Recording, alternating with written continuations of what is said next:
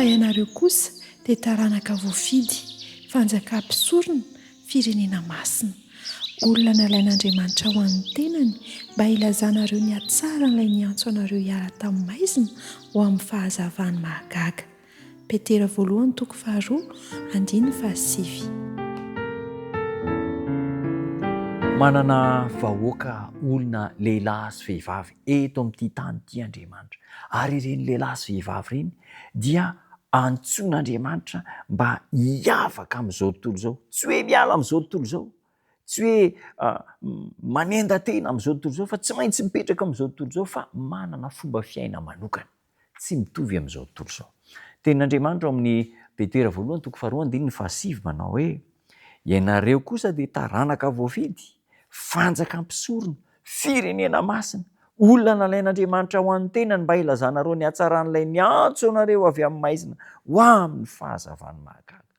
Taranaka voafidy ianareo. Iza moa ireo taranaka voafidy ireo? Olon'Andriamanitra, nalain'Andriamanitra tany amin'ny maizina ho amin'ny fahazavana mahagaga. Taranaka voafidy. Noho izany, rehefa taranaka voafidy dia manana fomba fiaina manokana. Ambaran'ny tenin'Andriamanitra ao amin'ny Romanina 12:2-20, hozy ny tenin'Andriamanitra hoe: aza manaraka ny fanaon'izao tontolo izao, fa miova amin'ny fanavaozana ny saina, hamantaranareo ny sitrapon'Andriamanitra. Ny olom-boafidin'Andriamanitra zany dia tsy manaraka ny fanaon'izao tontolo izao, ny rehaka momba an'izao tontolo izao, fa manana fomba fiaina manokana. Tsy liana sy tsy voasarika ireo tombontsoa mandavo eto amin'izao tontolo izao izy ireo.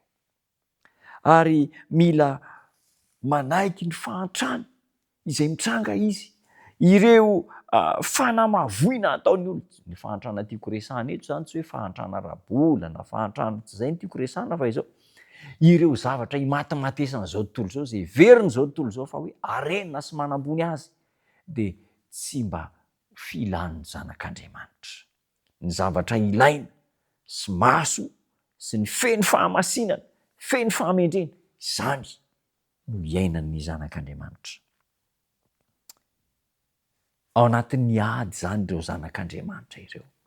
Ady amin'ny tena, satria ny tena matetika manana fironana makany amin'ny fomba n'izao tontolo izao, dia misy ady ataon'ny tena. Kanefa dia izao voafidin'Andriamanitra ireo olona ireo, ary ankasitran'Andriamanitra ireo olona ireo, ary ny fanarahana ny sitrapon'Andriamanitra izay mitanjaka sy herin'ireo olona ireo.